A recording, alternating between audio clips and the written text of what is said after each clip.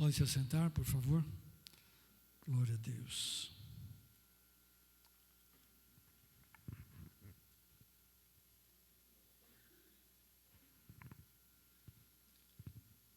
Antes de tudo, eu quero dar graças ao Senhor nesta manhã. Dar graças pela vida de cada um de vocês, daqueles que fazem parte desta comunidade, daqueles que estão presentes, daqueles que estão ausentes. Eu poderia citar cada família.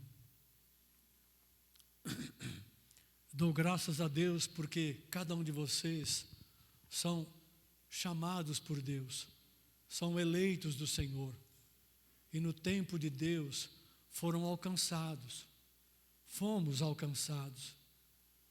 No tempo de Deus, Ele nos tocou, perdoou os nossos pecados, libertou das nossas escravidões, das nossas amarras, nos deu um novo caminho, uma nova vida, nos fez nascer de novo. Nós não somos apenas pessoas que foram alcançadas por uma experiência espiritual de uma religião que não adotávamos ou que não cultivávamos antes de conhecer a Jesus. Quando nós fomos alcançados, Deus nos tirou deste mundo e nos colocou no seu reino. O reino de Deus está em nós. Eu dou graças a Deus por isso. Dou graças a Deus porque cada um de vocês nasceram de novo, receberam uma nova natureza espiritual. Cada um de vocês receberam o Espírito Santo como parte dessa salvação. Cada um de vocês receberam a palavra de Deus como verdade, uma nova tábua. O coração de vocês se tornou a nova tábua onde Deus tem escrito as suas leis, as suas verdades, não mais em pedra, mas em tábuas de carne do coração. Eu dou graças a Deus porque cada um de vocês tem experimentado a fé em Jesus, tem experimentado o poder de Deus, tem experimentado o que significa andar, ouvir, sujeitar-se ao Espírito Santo. Cada um de vocês tem experimentado que a palavra de Deus é verdadeira. Aleluia. Isso é muito significativo. No mundo carregado cada vez mais de iniquidade, mentira, engano, vaidade, né? E onde a presença de Deus, onde o nome de Deus e o próprio nome de Jesus são cada vez mais rejeitados, desprezados, não é? Glória a Deus pela vida de cada um de vocês e pelas vossas famílias, por aquilo que vocês têm vivido desde o dia que cada um recebeu a Cristo e foi às águas do batismo. Não importa quanto tempo isso faz. Esse período de vida que cada um tem vivido e que tem batalhado na sua fé, no contexto da igreja, né, como participantes da igreja, tem sido, para muitos, um tempo de lutas, tempo de grandes desafios, de grandes mudanças, de experiências que jamais eles sonharam ter nesta terra, né?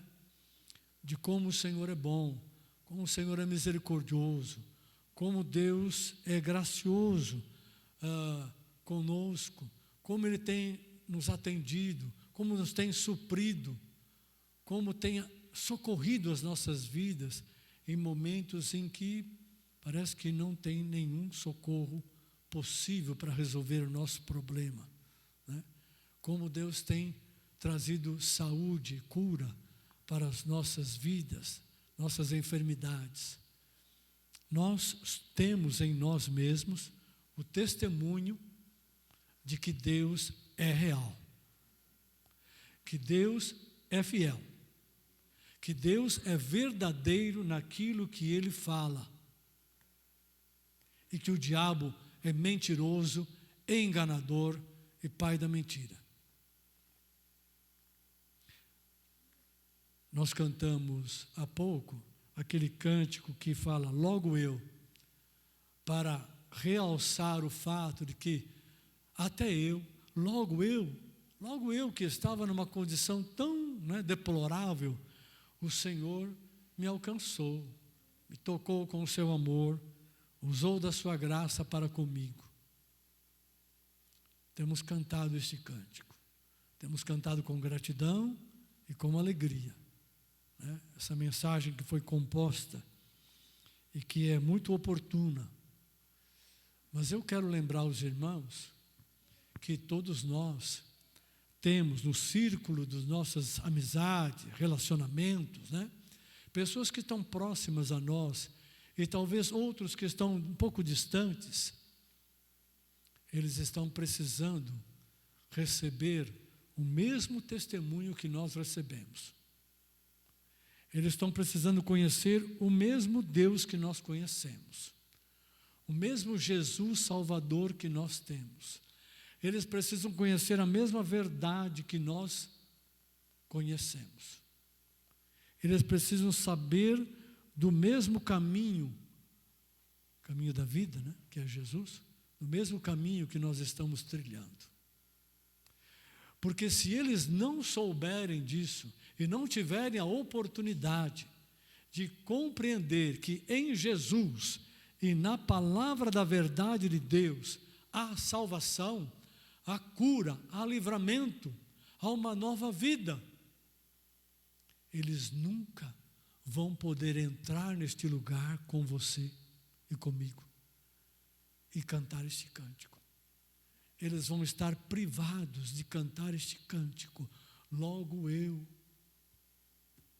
que andava tão perdido neste mundo, logo eu, que vivia tão sem esperança e sem consolo, logo eu, que estava jogado para as traças, logo eu, que não dava valor nem para a minha própria vida, nem os outros me valorizavam, logo eu, que estava assim e assado, o Senhor me alcançou, o Senhor me tocou, logo eu, que sou nada, quase nada, logo eu, Deus olhou para mim.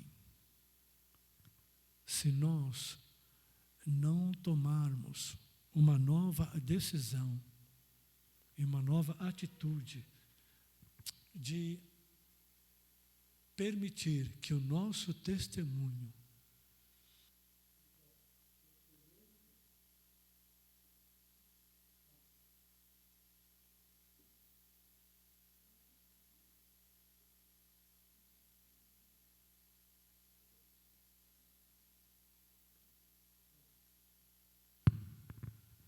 e que a experiência, deixa eu pegar. Bom, obrigado. E que a experiência que temos chegue a estas vidas, elas nunca vão cantar este cântico. Você já pensou nisso? Estou trazendo um raciocínio e um pensamento para você nesta manhã. Estou te desafiando e ao mesmo tempo me desafiando. Eu vou entrar na palavra, daqui a pouco a gente volta a falar sobre isso. Enquanto isso, você vai pensando nesse desafio. O que eu quero falar sobre com vocês nesta manhã é algo que está me incomodando profundamente nesses últimos dias. Tem a ver com o chamado de Deus. Algumas coisas que eu vou colocar aqui, eu já falei nesse púlpito não faz muito tempo, mas eu preciso voltar a mencionar, a trabalhar esses pontos. Deixa eu pegar o meu companheiro aqui que não pode ficar de lado. A primeira coisa que eu quero colocar para vocês é que nós, como igreja, e a igreja de Cristo em todo lugar, ela tem um chamado, uma vocação e uma missão. O chamado que Deus nos fez e do qual nós estamos, muito obrigado, Paulo, nós estamos vivenciando, é o chamado da filiação. Deus determinou que Ele queria ter muitos filhos semelhantes a Cristo Jesus, o único filho. E o filho dele foi enviado a esta terra e se mostrou como tal, não é? De forma humilde e mansa, anunciou o reino e foi para o ápice da sua obra, do seu chamado, que é para se entregar na cruz e depois, passando pelo túmulo, vencendo a morte. E quando venceu a morte, Deus o fez Senhor e Cristo, né? Sobre todas as coisas. Deu-lhe autoridade nos céus e na terra, toda a autoridade. Então, este é o seu filho. E Deus falou: eu quero ter muitos filhos semelhante a este, porque este me agrada, este faz toda a minha vontade, nele eu tenho todo o meu prazer. Isso está testificado nos evangelhos. Você já leu sobre isso, eu tenho certeza, não é? Então, primeira coisa é que Deus nos chamou, e não apenas nos chamou no sentido daqueles que vieram depois de Jesus. Deus chamou a cada ser humano desde o momento em que o pecado entrou nesta terra, neste mundo, né? Chamou para uma redenção. Eu não tenho tempo suficiente para falar sobre isso, mas você pode recordar a respeito de Abraão. Deus chamou Abraão para uma redenção, para conhecê-lo e para que a família de Abraão fosse formada e conduzida no temor do Senhor e nos caminhos de Deus, porque Deus queria tornar Abraão um homem abençoado, a família de Abraão uma família abençoada, e através deles, uma vez abençoados, andando na vontade do Senhor, fossem o instrumento, ou se tornasse um instrumento para abençoar todas as famílias da terra. Agora eu pergunto para você: Deus fez isso ou não? Sim ou não? Sim. Ele cumpriu esse propósito? Sim. Aleluia. Mas antes de Abraão, houveram outras pessoas, né, que Deus alcançou, né? Preciso falar de Noé, né? E tantos outros, né, que Deus foi trabalhando, foi chamando. E os que aceitaram o chamado, que creram, eles não receberam a bênção enquanto estavam na terra aqui, mas a promessa ficou sobre eles. A fé deles foi até o último suspiro, diz o autor de Hebreus do capítulo 11, né? Falando dos heróis da fé. Então, um chamado para a filiação. Então, Deus chamou filhos desde o princípio do mundo para serem semelhantes a Cristo, o Cristo que Ele revelou há 2000 anos atrás. A vocação, junto com o chamado, vem uma vocação. A vocação para nós e para aqueles que viveram antes de Cristo é a vocação do sacerdócio. Por que o sacerdócio? Porque o sacerdócio tem uma função e uma posição de estar perante Deus, o Criador dos céus e da terra, e servi-lo como Criador, como Senhor que administra o mundo criado e como Deus único. Então o sacerdócio cumpre bem essa função, é aquele que ministra, que serve ao Criador e que traz a bênção do Criador para a terra, para a sua criação. Então o sacerdócio é a função, né? A posição correta para o ser humano diante do Pai, diante de Deus, diante do Criador. E o sacerdócio faz exatamente isso. É uma função que tem de dupla mão. Serve a Deus em favor da criatura, em favor da criação, em favor do povo, e serve ao Senhor em favor da criatura, né? Ou melhor, serve a Deus em favor da criatura, né? Serve ao Senhor, levando a sua criação né? E serve a criatura, sua criação, em favor da vontade de Deus. Estou me atrapalhando aqui. Sei dessa verdade há tanto tempo, né? A gente consegue se atrapalhar com as palavras. Mas vamos em frente. Então, a vocação de Deus para nós, como crentes, como membros do corpo de Cristo, como servos do Senhor, é exercer esse sacerdócio. Por isso, na igreja, não existe uma classe especial, como existia no Velho Testamento, né? Uma classe, sacerdotes e levitas, que tinha uma função estritamente espiritual, de servir a Deus nas questões espirituais, né? Eles não trabalhavam no campo, não tinham herança na terra, né? Viviam entre os seus irmãos, as outras 11 tribos, né? Mas aquela tribo era especial para servir a Deus no templo ou no tabernáculo. Na igreja você não tem uma classe especial. Todos são sacerdotes. Todos são chamados para servir ao Senhor. Todos são chamados para servir a criação ou o povo. Isso você já sabe. Eu estou reforçando. Então, esta é a vocação que Jesus nos deu através da sua morte, o seu sangue derramado e da sua ressurreição.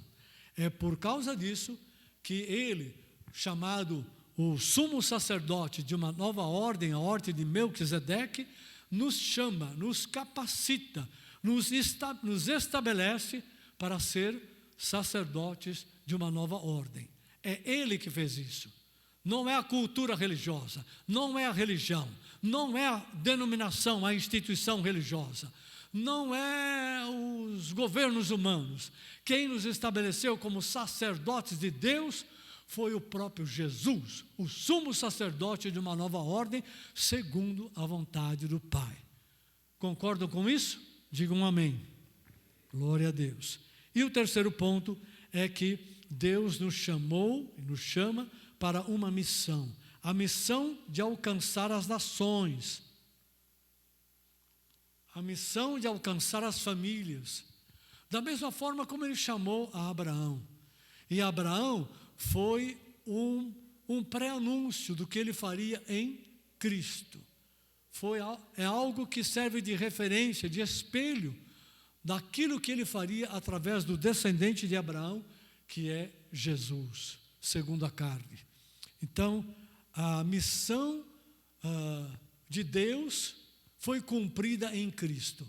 Ele veio, anunciou e revelou o Pai, o Deus único, vivo e verdadeiro. Ele anunciou o reino, ele trouxe o reino de Deus sobre a terra de forma definitiva. Ele abriu as verdades da salvação, né? E começou a operar nesse campo, né? Cumprindo-se na vida de Jesus, o Isaías capítulo 61, né? Quando ele diz: o Espírito do Senhor está sobre mim e me ungiu para, né, anunciar o reino e fazer as obras do reino. Muito bem. E Jesus também cumpriu as profecias que diziam a respeito dele como Cordeiro de Deus, indo para o sacrifício, morrendo em nosso lugar e ressuscitando para a nossa justificativa. Dessa forma, Deus pôde alcançar não apenas um que seria o mediador entre Deus e os homens para a salvação da humanidade, mas ele também pôde eleger um que se tornaria o cabeça de um novo corpo, de uma nova raça, uma raça de homens e mulheres espirituais, que agora se reconciliaram com Deus, venceram o pecado, venceram o mundo construído pela vida adâmica, venceram a Satanás e seguem e servem ao Cordeiro. Seguem e servem ao Cordeiro, porque o Cordeiro se tornou o cabeça de uma nova raça, o cabeça da igreja e o cabeça do novo mundo, do novo céus e nova terra que o Senhor vai estabelecer dentro em breve. No seu tempo, Ele fará isso. Então, Jesus é o cabeça.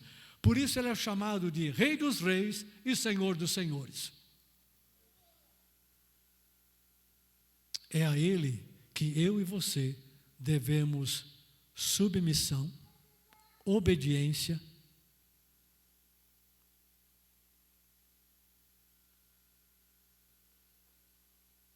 e total reverência. Se você concorda, diga amém. Aleluia. Jesus Cristo é o Senhor. Jesus Cristo é aquele que venceu o mundo, o pecado, a carne, as trevas. Não somente venceu, no sentido de sozinho ultrapassar. Mas a Bíblia é clara quando diz que Jesus na cruz despojou os principados e potestades, tirou deles a autoridade que eles usurparam, que estava sobre Adão. Ele despojou. E o que é que Jesus fez depois que ele ressuscitou? Ele transferiu a esta autoridade que agora estava sobre ele, como ele mesmo disse para os discípulos, né? Toda a autoridade me foi dada no céu e na terra. Ele transferiu parte dessa autoridade para os seus discípulos, para a sua igreja. Opa! Então, há uma graça que opera em nós, que nos permite vir a Jesus e nos estabelecer em Cristo e na igreja, no corpo. Nos unir a Cristo e estar no corpo. Há um poder do Espírito que nos foi dado para nos conduzir ao crescimento, à formação, nos tornando filhos e filhas plenos, semelhantes a Jesus, segundo a vontade do Pai. Amém? Estão comigo? E há uma autoridade que Jesus delegou a nós, para que possamos fazer as obras de Deus nesta terra, vencendo a carne, vencendo o mundo, desfazendo as obras do diabo e, sobretudo, estabelecendo e manifestando as obras do reino de Deus. Preciso repetir esse último pensamento ou não? Deu para pegar? Temos a graça de Deus que nos capacita a ser o que somos e a estar onde estamos. Temos o poder do Espírito que opera continuamente na nossa vida para nos tornar filhos plenos e maduros. E temos a autoridade, junto com o poder do Espírito, a autoridade para fazer a vontade de Jesus sobre esta terra. Meu irmão e minha irmã, nós vamos ter que continuar falando sobre isso, detalhadamente. Mas eu quero que você pegue isso, guarde isso no coração, escreva isso bem grande dentro do teu coração, ponha isso na tela da sua imaginação. Você não pode esquecer disso. E eu vou te ajudar nesse processo de estabelecer o detalhamento, a força dessas três verdades na tua vida e na tua família e no seio desta igreja. Porque isso é uma pedra fundamental da igreja. Aleluia. Muito bem, já fiquei bastante tempo aqui, eu preciso avançar. Eu quero fazer menção também de que, assim como há um chamado, uma vocação, um propósito, né? A palavra vocação também pode ser traduzida como propósito, e uma missão para a igreja, a família também tem uma missão, uma vocação e um propósito. No caso da família de Abraão, né, que eu citei já anteriormente, Deus chamou Abraão para ser uma bênção e para tornar a família dele uma família bendita. Por isso ela tinha que temer ao Senhor, andar no caminho da justiça, da santidade, separando-se das idolatrias e dos cultos dos deuses mundanos da época, fazendo a vontade de Deus, né? Aprendendo a conhecer o Senhor, a agradá-lo, para que a vontade de Deus, passo a passo, progressivamente, fosse sendo cumprida na vida dele.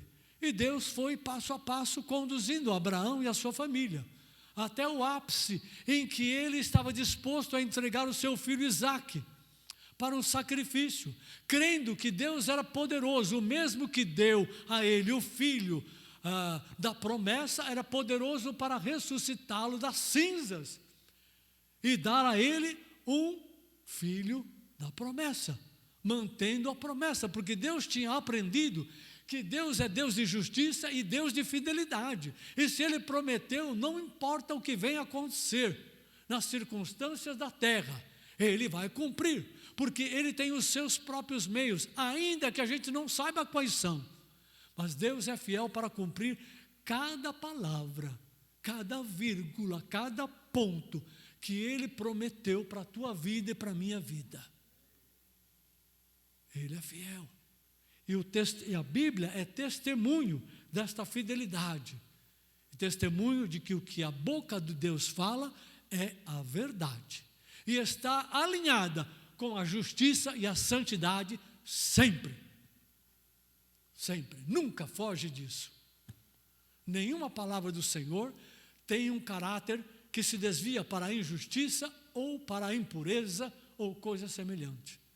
Elas estão unidas, a verdade, a justiça e a santidade. Então, também, a família de Abraão tinha que ser uma família bendita, e a missão deles, Deus ia usar a família dele para alcançar as famílias da terra, né, através da descendência, mas usou a família dele, Abraão, né, para transmitir essa bênção para Isaque, para Jacó, para as 12 tribos, os 12 filhos, né? E você conhece bem o testemunho, lendo o Antigo Testamento, ou a história de Israel, como Deus foi gracioso, como Ele honrou a sua palavra e as suas promessas, fazendo com que a nação de Israel, ao seu tempo, os hebreus naquela época, né, fossem chamados, ainda que se tornassem escravizados, e uma vez escravizados no Egito, parece que aquilo que Deus prometeu tinha morrido. Acabou. Será que nenhum hebreu, né, descendente de Jacó na época, falou: nós estávamos lá em Canaã, que era a terra que Deus nos prometeu, veio a fome, a gente veio para cá, estava tão bem, agora estamos escravizados aqui. E a promessa de Deus, e o propósito de Deus na vida dos filhos de Jacó? Acabou, morreu, passou 1 ano, 2 anos, 1 década, 100 anos, 400 anos. Morreu, acabou. Deus falou, mas Ele resolveu ir embora, resolveu não cumprir. Será que eles pensaram isso? Eu posso imaginar que talvez muitos tenham pensado isso, ou alguns tenham pensado isso. Mas a verdade é que se você abrir o livro de Êxodo, no 1º capítulo, quando Deus vai até Moisés, porque Deus foi até Moisés, e também ao mesmo tempo Ele chamou Moisés, porque ele levou por caminhos não perceptíveis, né? Levou Moisés até o monte de Deus ali, onde ele iria se revelar. E Deus falou para Moisés: Moisés, o meu povo tem clamado a mim. O meu povo tem clamado a mim. E eu desci para ver a situação deles. E eu estou me compadecendo do estado em que eles estão. E eu quero livrá-los. Eu quero tirá-los dessa condição. E quero levá-los para o lugar que eu prometi a Abraão, Isaque e Jacó.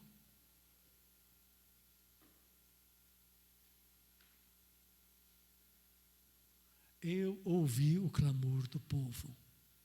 Quando um povo ou uma família, ou uma pessoa tem uma promessa de Deus, ainda que pareça tardia, ainda que pareça que virou pó, ainda que pareça que Deus esqueceu eternamente e não vai lembrar. Quando alguém dessa família resolve buscar a Deus, dobrar o seu joelho e falar: Deus, tem misericórdia de nós.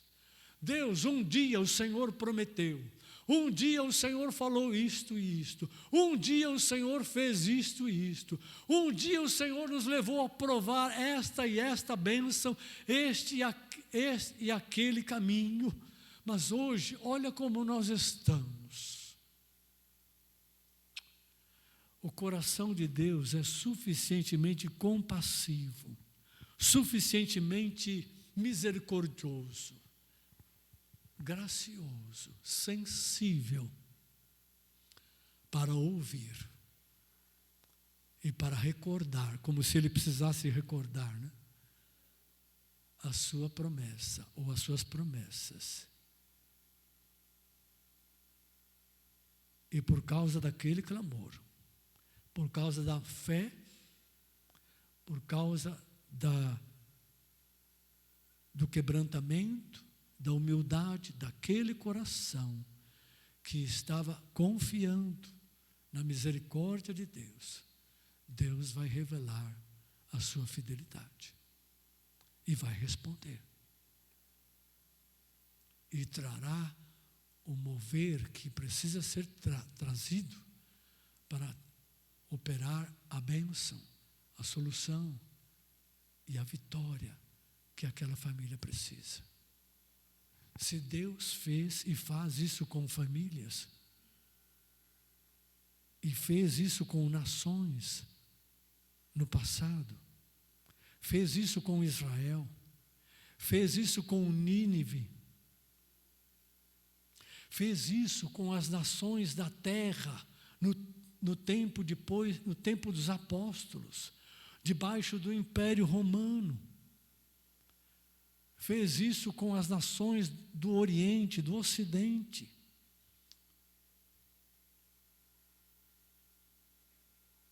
Fez isso com as nações ao longo desses 2000 anos, na Europa, em tantos lugares. Por que Deus não faria isso com o Brasil? O Brasil, que é um país manchado desde o princípio por deuses estranhos, por feitiçaria, por todo tipo de espiritualismo, por todo tipo de idolatria, que por si só essas práticas acionam as potestades espirituais malignas.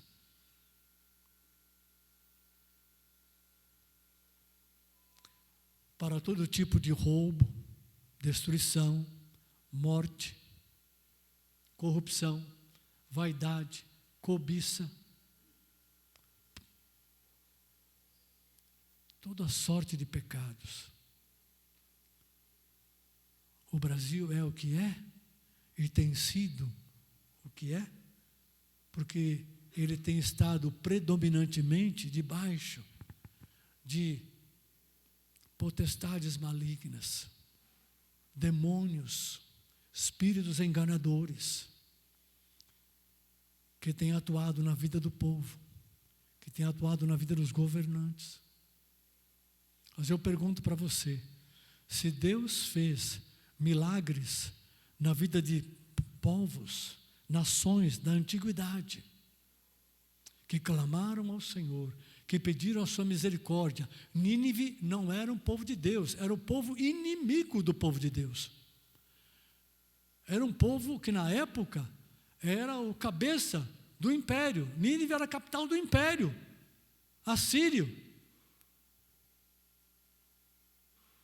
Deus teve misericórdia e disse para Jonas: Jonas, você está aí todo rebelde, todo chateado porque eu não quis destruir 120 mil almas? Eu sabia que o Senhor ia fazer isso. Eu sabia que se eu pregasse arrependimento, e eles se arrependessem, o Senhor brecaria o juízo contra eles. Pois é claro, são almas, eles se arrependeram, eu tenho compaixão deles. Deus não quer a destruição do ímpio. Deus não quer que o ímpio morra e vá para o inferno. Deus quer salvar o ímpio. Deus quer libertar o pecador do seu pecado. Deus quer tirar as pessoas que estão escravizadas por demônios ou por práticas erradas de vida, para trazê-los para uma nova vida, um novo caminho, onde tem fé, esperança e amor, alegria, paz e segurança.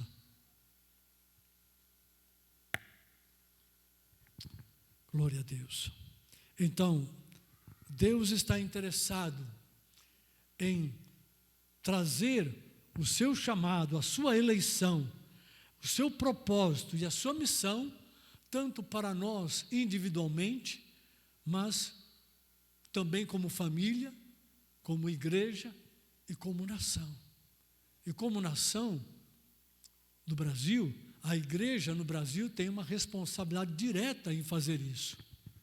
Nós, como famílias, dentro da igreja, como famílias, temos uma responsabilidade enorme com os nossos filhos e netos, de levá-los a conhecer o caminho do Senhor, andar nesse caminho e serem aperfeiçoados, serem cheios da graça, do poder e da autoridade de Deus, em Jesus, para conhecer e fazer a vontade do Senhor, tornando as nossas famílias, famílias benditas, porque a nossa é bendita, e se a nossa não for bendita ainda, é porque falta Jesus na nossa família.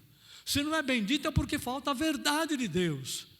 Se não é bendita é porque não estamos caminhando integralmente no caminho do Senhor. Estamos desprezando o temor de Deus. Estamos dando mole para o maligno. Estamos dando espaço para o mundo, para a carne. Quando isso ocorre, as bênçãos de Deus não chegam. E a fé que nós temos não prospera.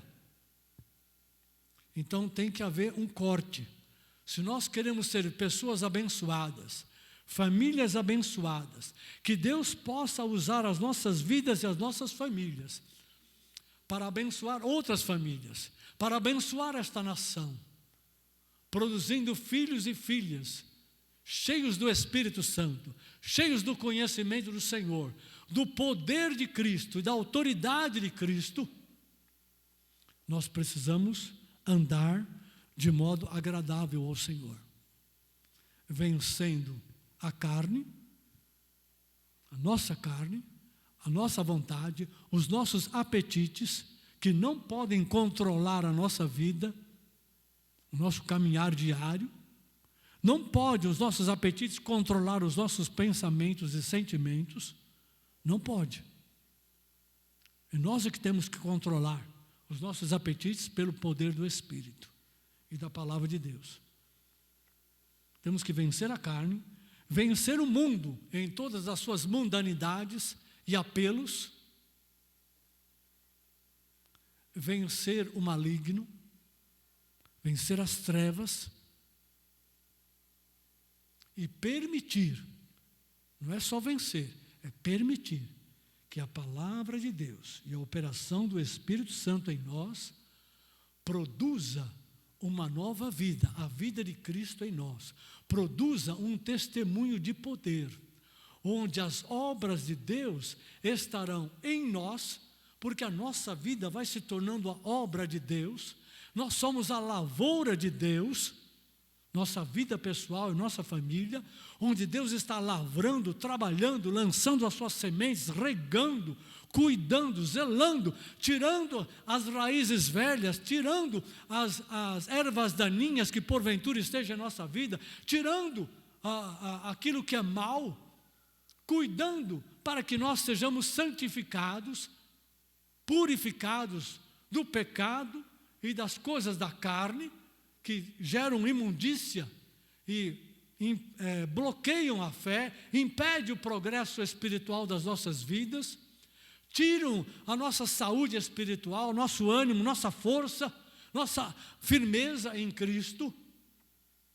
Nós somos a lavoura de Deus. Deus está trabalhando conosco no dia a dia.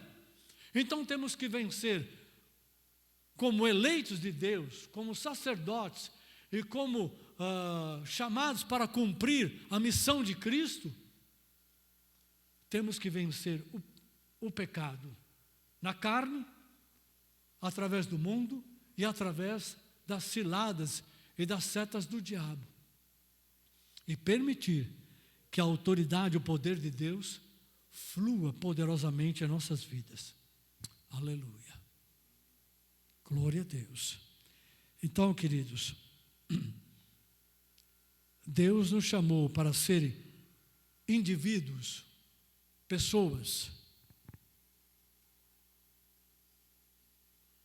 unidas a Cristo, livres do pecado, cheios da graça e do Espírito e com autoridade para fazer a vontade do Senhor nesta terra, sempre em nome de Jesus.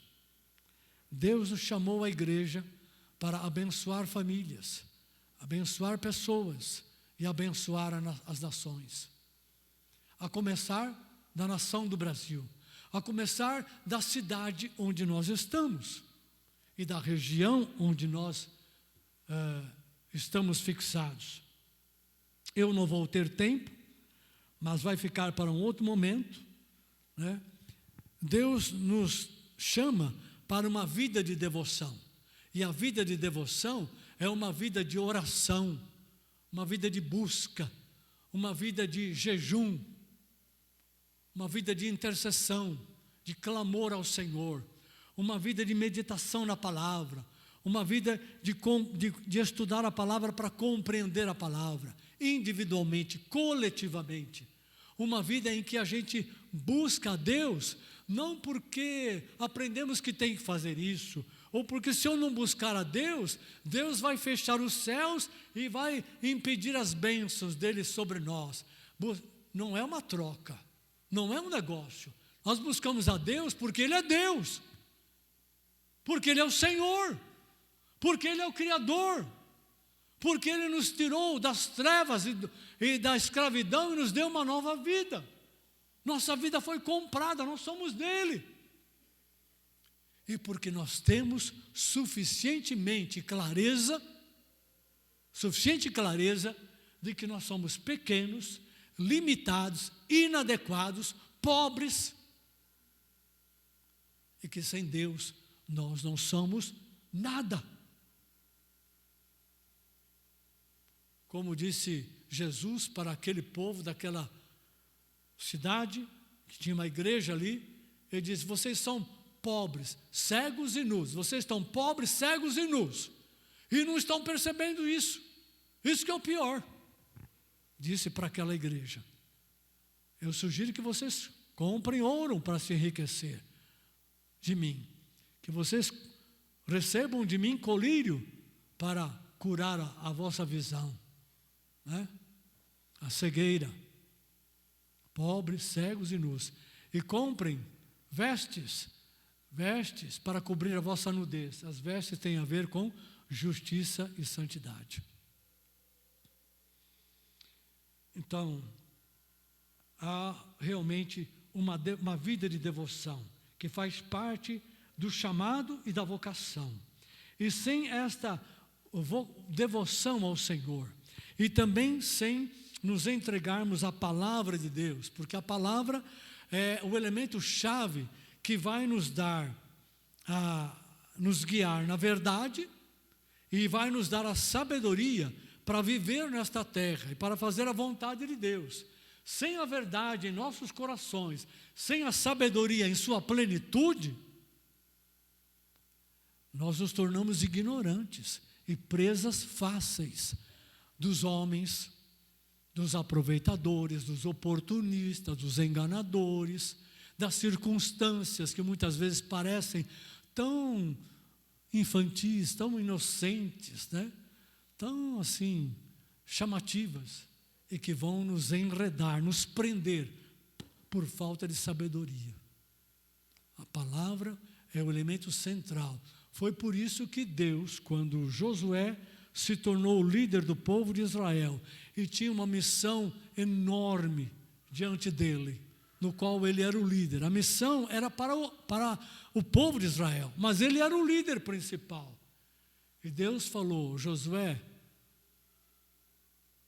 eu vou cumprir a palavra que eu dei a Abraão, Isaque e Jacó e a esse povo.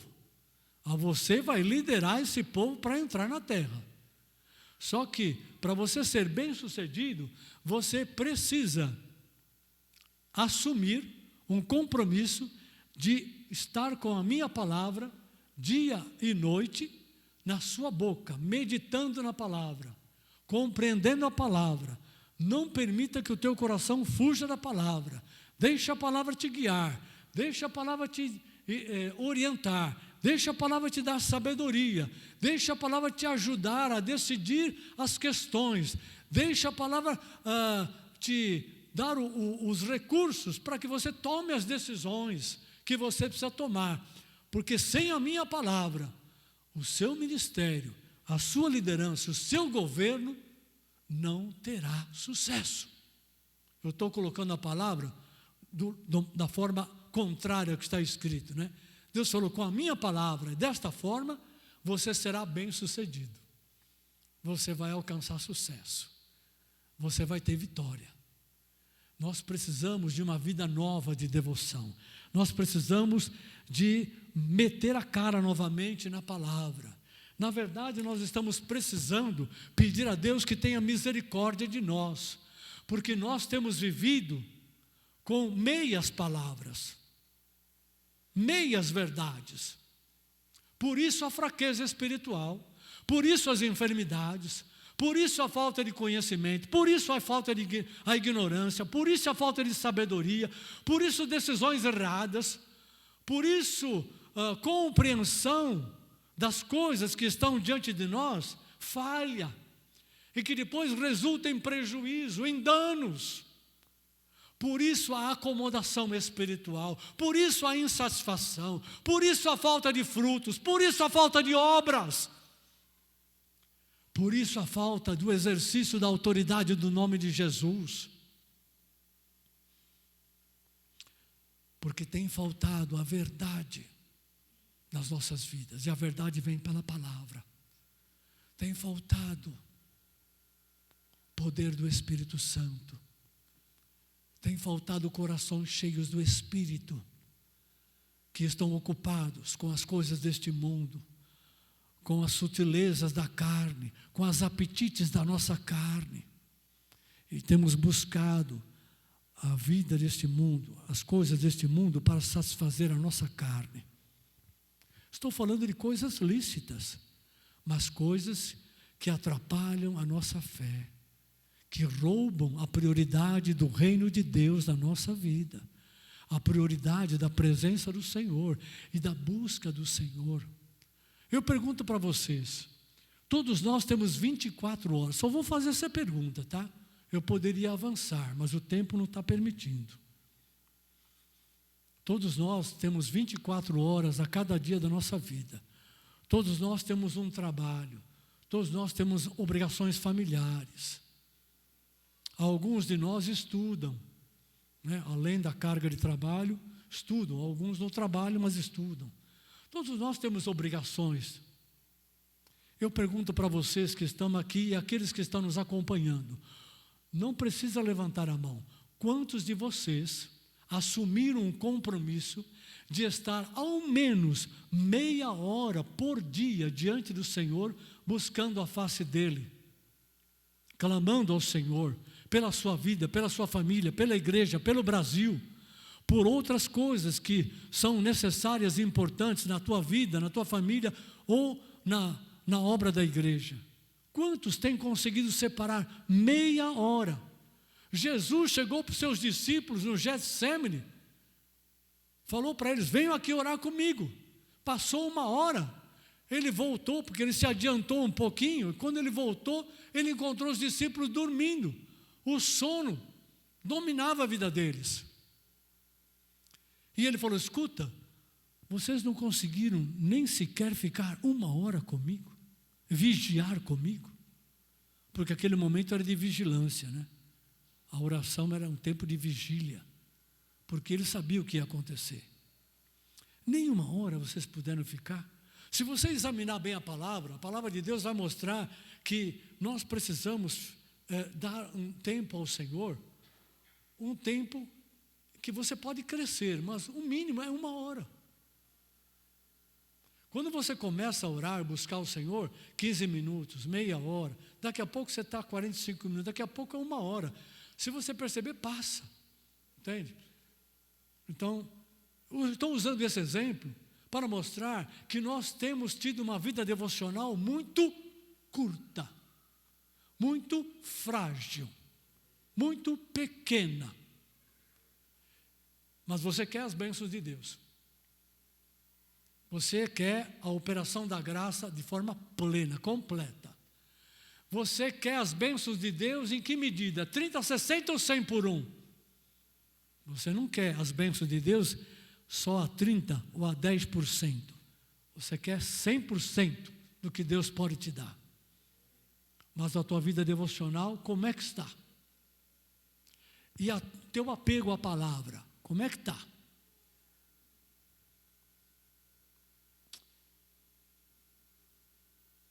Queridos,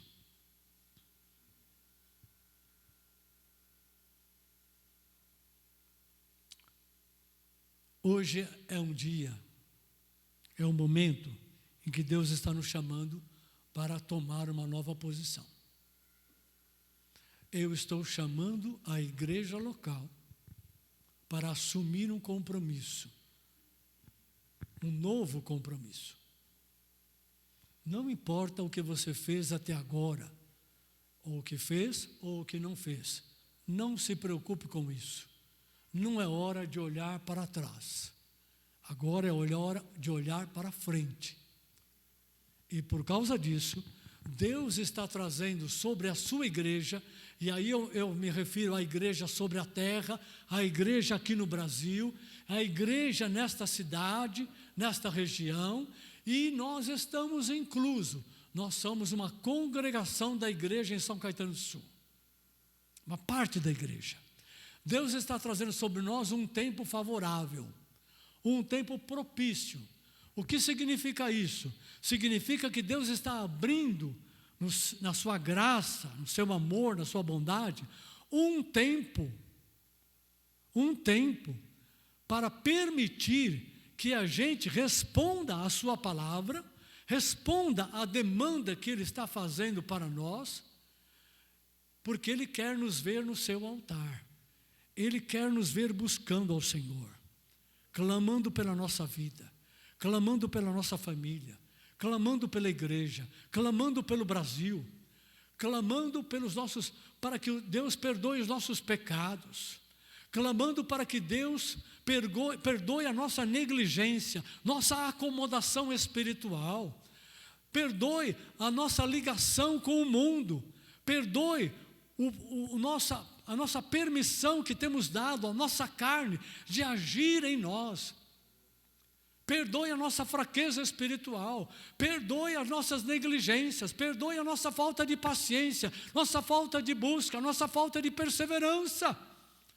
Perdoe o fato de muitas vezes Deus estar falando conosco e nós não estarmos respondendo positivamente, ou desobedecendo a sua palavra e a sua vontade, permitindo que a nossa carne fique adulada, fique suprida pelos nossos hábitos, pela nossa rotina, pela nossa acomodação, pela nossa preguiça espiritual.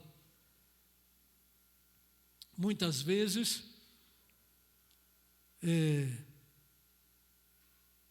justificada por desculpas esfarrapadas. E se você quer saber, a pandemia não serve mais de desculpa para crente algum deixar de participar presencialmente do culto da igreja, das reuniões da igreja. A pandemia não serve mais de desculpa, não. Aliás, na pandemia nós crescemos. Na pandemia nós criamos grupos de comunhão que não tínhamos. Na pandemia nós passamos a orar mais do que nós orávamos antes. Eu sei o que eu estou falando. Eu sei o que eu vivi antes da pandemia aqui e o que eu estou vivendo hoje. Mas isso ainda não é suficiente.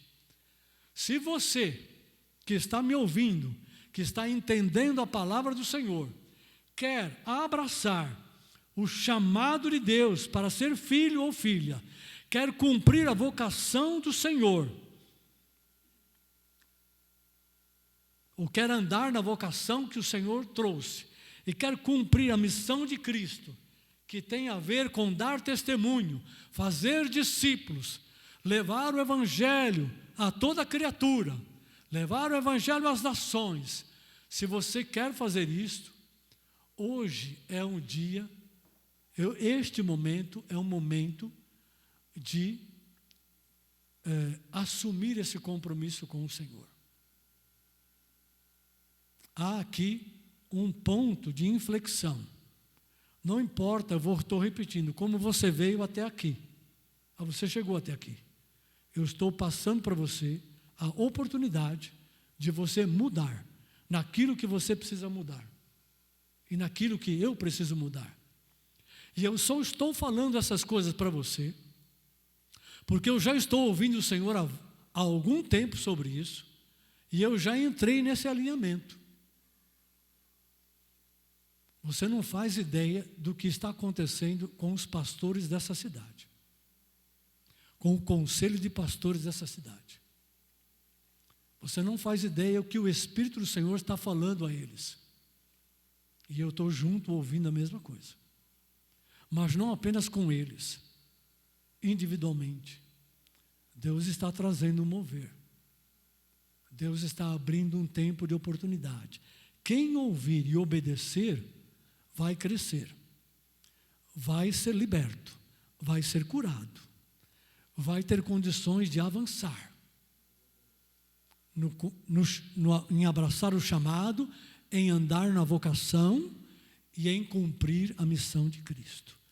Quem rejeitar isso vai secar espiritualmente, vai perder a oportunidade, vai ficar de lado, vai perder a grande oportunidade de assumir o mover que Deus está trazendo sobre as nações nesse tempo. Vai perder a oportunidade de participar da obra que Deus está trazendo para fazer sobre o Brasil.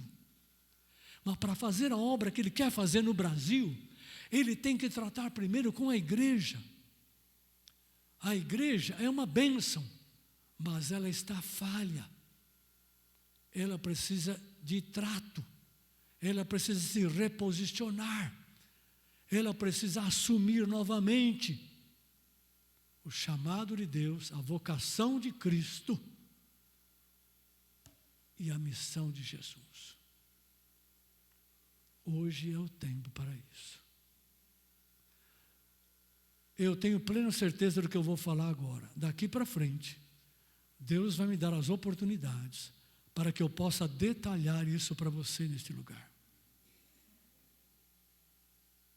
E não somente eu, Deus vai usar os outros irmãos e irmãs. Eu tenho certeza. Por quê? Por que eu sei disso?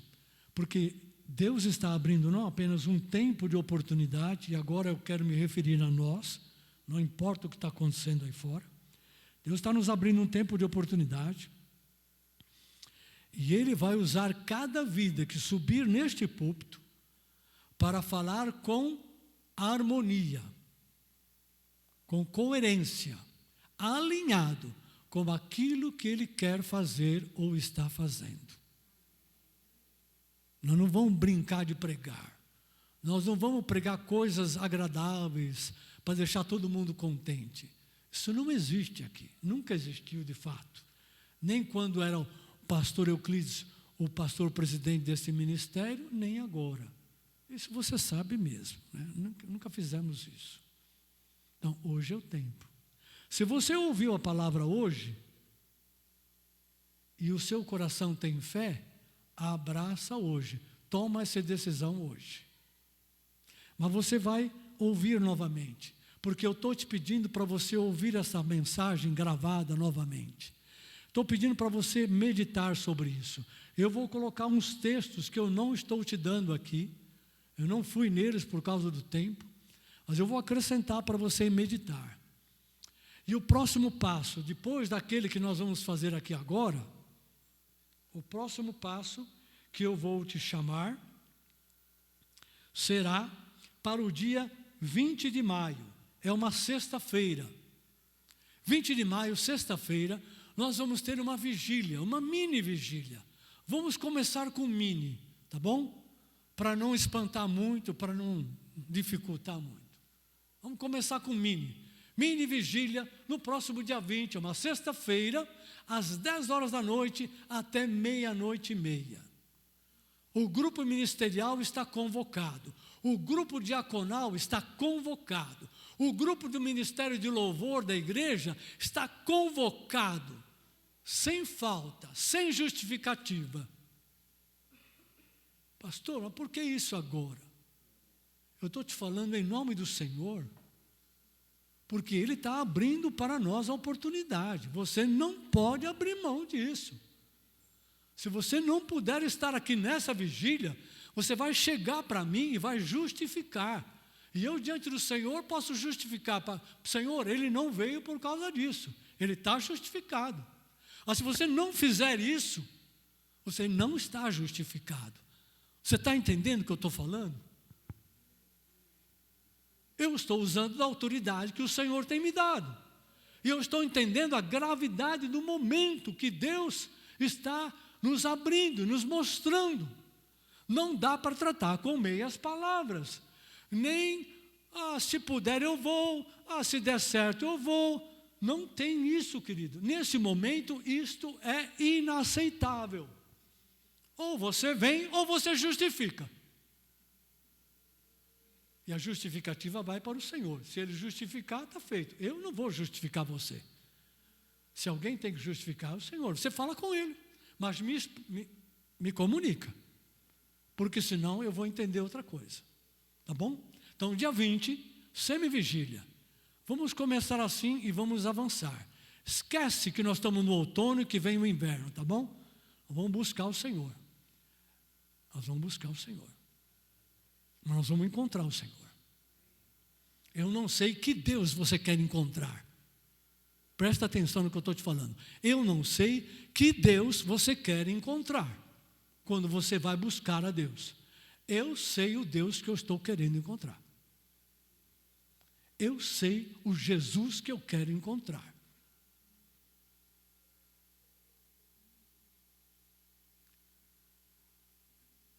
Eu não quero encontrar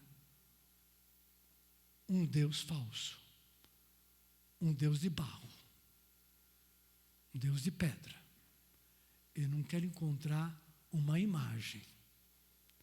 Eu quero encontrar aquele que criou céus e terra.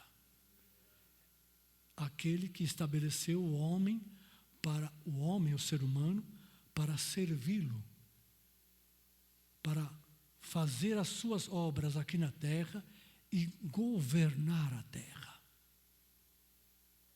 Sobre isso a gente vai falar depois, porque é muita coisa de uma vez só.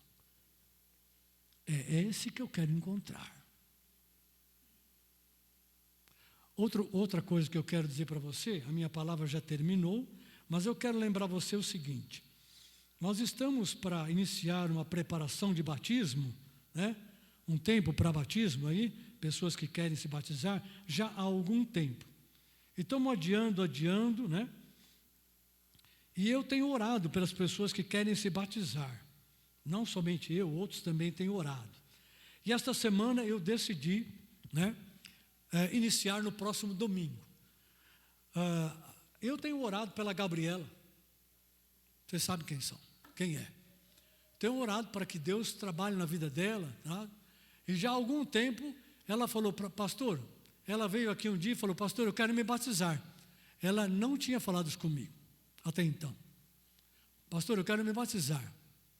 Eu estava esperando que ela dissesse, pastor, eu quero aceitar Jesus como Salvador.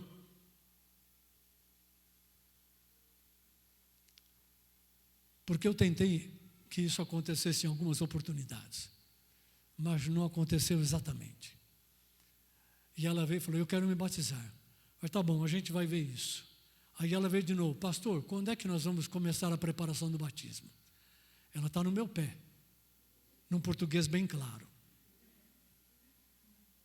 Falei, você acha que eu vou adiar esse negócio?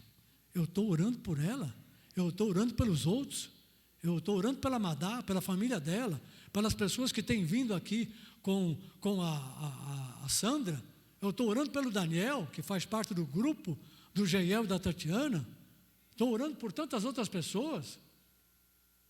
Agora eu vou ficar aí, né?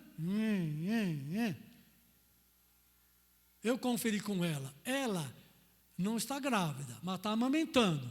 Tem uma criança que vai completar 6 meses. É a mãe mais jovem da comunidade. Então é alguém que está mais ocupada, mais em cargo e tal. E ela falou, pastor, eu já estou com o meu dia comprometido, então para mim vir à igreja aqui, ao local, às 9 da manhã, das 9 às 10 fazer a preparação, já que às 10 a gente tem o culto, um pouquinho mais de esforço, eu vou fazer isso. Você tem certeza que você vai topar vir aqui às 9 da manhã? Tenho. Então está marcado. Gabi, eu estou usando a sua condição como referência para os outros, tá? Quem quiser fazer a preparação para o batismo, terá que vir aqui no próximo dia 15, que é o próximo domingo, e a partir desse domingo, nos próximos 3, 4 domingos, nós vamos estar aqui fazendo essa preparação. Nós vamos deixar vocês em ponto de bala, usando um português claro, para que vocês possam descer a esse tanque e se unirem definitivamente a Jesus. E a igreja, Gabriela e os demais que vão se batizar, que eu não sei ainda, porque ninguém chegou para mim, eu só desconfio, né? A igreja vai estar orando por vocês nesse período, esse período de preparação, vai estar orando para que vocês tenham uma experiência nova com o Senhor, vai estar orando por esta união com Cristo, vai estar orando para que vocês sejam cheios do Espírito Santo, vai estar orando para que Deus manifeste dons espirituais nas vossas vidas, vai estar orando para que o diabo seja definitivamente derrotado na vida de vocês, e uma obra nova floresça poderosamente para a glória de Deus. Amém? Então, eu vou encerrar o culto aqui, porque eu preciso encerrar, mas eu vou chamar vocês aqui para uma oração, tá? Vou chamar vocês para uma oração. Aqueles que estão em casa nos acompanhando, eu sugiro